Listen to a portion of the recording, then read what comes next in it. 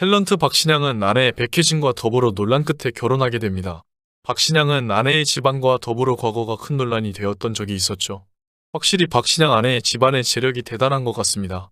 박신양은 1968년 서울에서 태어납니다. 박신양이 러시아에서 유학을 했다는 사실은 잘 알려져 있지만 왜 박신양이 러시아로 가게 되었는지는 자세하게 알려지지 않았습니다.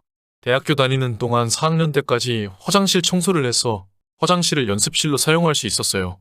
그런데 대학을 졸업하게 되니까 연습할 장소가 없어지면서 결국 대학원에 가야겠다고 결심했죠. 그래서 대학원 진학을 위해 절에 가서 친구들과 같이 공부를 했어요. 이후 대학원에 붙고 등록금을 마련하기 위하여 외삼촌들에게 돈을 빌렸죠.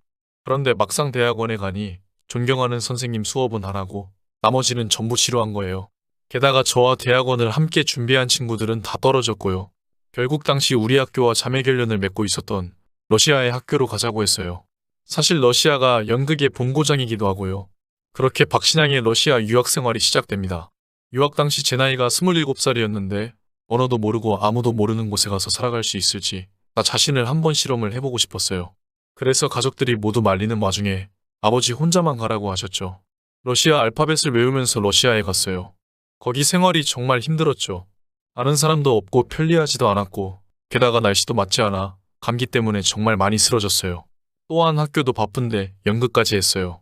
제가 뭔가에 몰두하면 긴 일을 자주 거르는데 그 때문에 영양실조로 사경을 헤매기도 했어요. 러시아에서는 유학생들이 아르바이트도 못해요. 그 와중에 학비를 내고 나니 돈이 떨어져 왔어요. 그때 집에서 저에게 진짜 하고 싶은 게 뭐냐고 물었어요. 저는 색소폰 사고 싶어라고 대답했죠. 제가 학교 다니면서 길에서 색소폰 부는 분들이 정말 멋있어 보였거든요. 300불 들고 가서 250불 내고 색소폰을 샀어요. 스스로에게는 이런 위안을 하면서요. 그래, 내가 가진 돈이 다 떨어지면 이 색소폰을 들고 밖으로 나가자. 그러면 문제가 해결될지도 몰라. 라고요.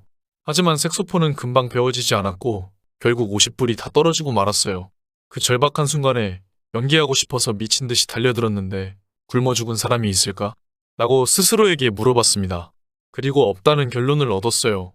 결국 괜찮아. 하고 싶은 거 해라고 스스로에게 위안을 얻었죠. 박신양의 러시아 유학 생활이 많이 힘들었던 것 같습니다.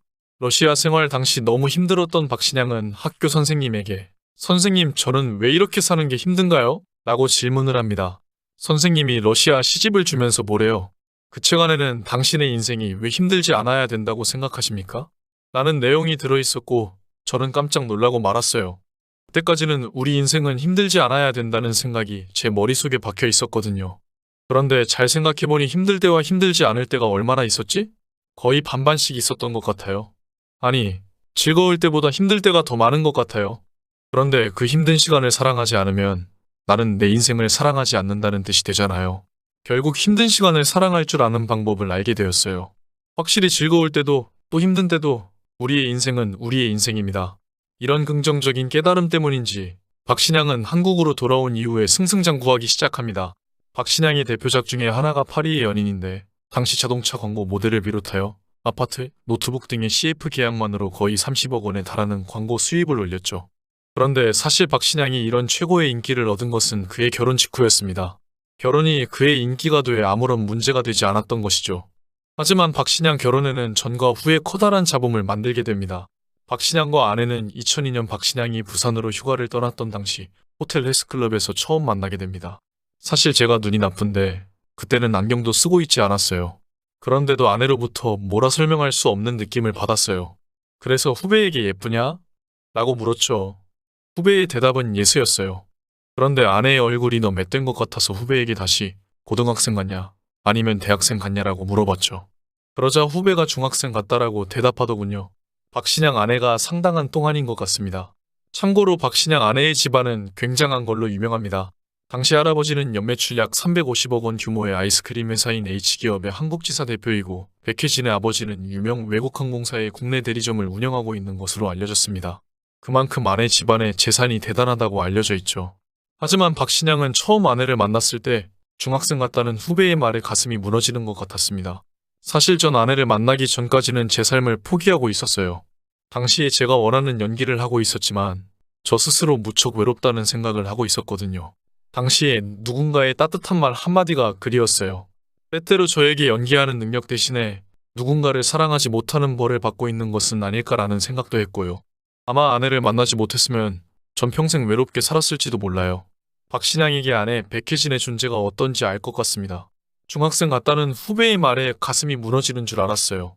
그래서 고민을 하다가 아내가 운동을 끝내고 장모님과 처남과 함께 나가더라고요. 그래서 무작정 복도로 가서 아내에게 말을 걸었어요. 먼저 나이를 확인했고 저녁 식사를 함께 하자고 했죠. 당시 백혜진의 나이가 21살이었는데 박신양으로서는 난도의 한숨을 내쉬었을 것 같습니다.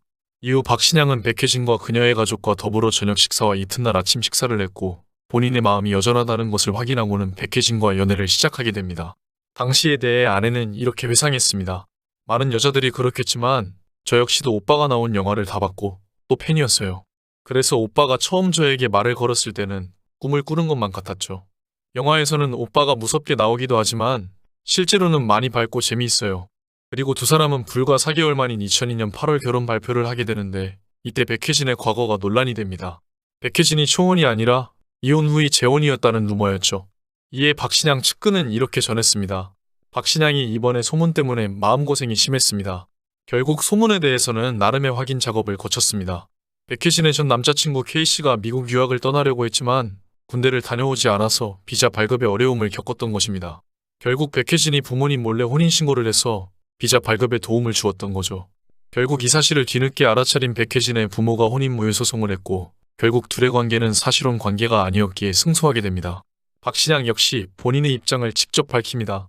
우리 진이가 우주에서 떨어졌습니까? 그 나이에 남자친구가 있었던 건 당연하잖아요. 그래서 뭐 어쩌라고요? 결국 박신양은 백혜진과 2002년 결혼식을 올리게 됩니다. 그리고 두 사람은 딸을 낳게 됩니다.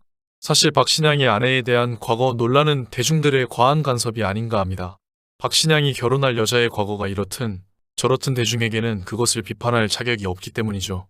그런데 이 박신양의 딸에 대해서도 문제가 발생합니다.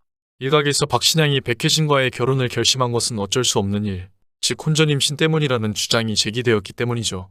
이에 박신양은 혼전임신이 아니라고 처음에는 부정을 하다가 나중에야 비로소 혼전임신을 했다고 인정하게 됩니다. 아내의 임신 사실을 오래전에 알았어요. 아내의 임신은 말 그대로 지극히 개인적인 일이잖아요.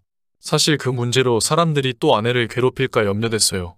임신 사실을 알고 아내는 처음에 제가 어떤 반응을 보일지 몰라서 오빠 나 어떡해라고 묻더군요. 그래서 제가 좋아하니까 오빠가 좋아하니까 나도 좋다라고 말하더군요. 사실 혼전 임신이기는 했지만 어차피 아내와 결혼할 거니까 상관없었어요. 그리고 아내가 임신해서 서둘러 결혼한 것도 아니고요. 아내가 쓸데없는 논란을 겪지 않게 하려고 했던 박신양의 마음 씀씀이가 이해가 됩니다. 또한 임신 후 아내는 친정이 있는 미국으로 가게 되면서 원정 출산 논란에 휘말리게 됩니다. 저도 원정 출산 소문을 들었어요. 아내가 출산을 앞두고 미국에 갔으니 그런 말이 나올 수 있다고 이해해요. 하지만 아직 어린 아내가 미국에 있는 친정 어머니 옆에서 아기를 낳고 싶어 하는 게 그렇게 잘못인가요? 사실 저희 어머니도 아내를 딸처럼 여기시지만 아무래도 친정 엄마만은 못하잖아요. 그리고 산모라면 누구나 자신이 마음 편한 곳에서 아이를 낳을 수 있는 권리가 있고요. 결혼 전에도 박신양은 논란이 있었는데 결혼 후에도 박신양 이혼으로 한때 이슈가 되기도 합니다. 박신양이 파리의 연인이 종료된 다음에 휴대전화 이용자들에게 박신양 이혼에 대한 문자 메시지가 발송되어서 사람들이 크게 놀라기도 합니다. 사실 이 해프닝은 휴대전화 연애정보 서비스 제공 업체의 잘못이었습니다. 휴대전화 문자 서비스 용량의 한계 때문에 이혼에 대한 다른 기사와 제목이 합쳐져 나가면서 오해가 빚어진 것이죠. 한편 박신양은 영화 박수건달과 드라마 동네 변호사 조드로 죄와 벌을 끝으로 작품에 출연하지 않고 있습니다.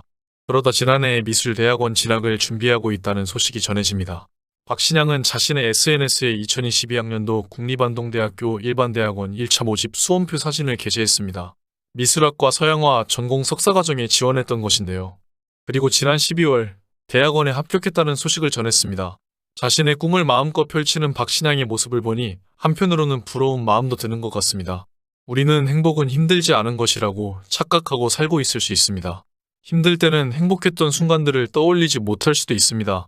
하지만 힘든 시기 또한 나의 인생이고 힘든 시기가 있다 보면 행복한 시기도 언젠가는 아니 바로 다음에 온다는 것을 잊지 않는 하루를 보내길 바라겠습니다. 지금까지 영상을 시청해주셔서 감사합니다. 댓글로 여러분들의 소중한 의견을 자유롭게 남겨주세요. 구독과 좋아요 부탁드립니다.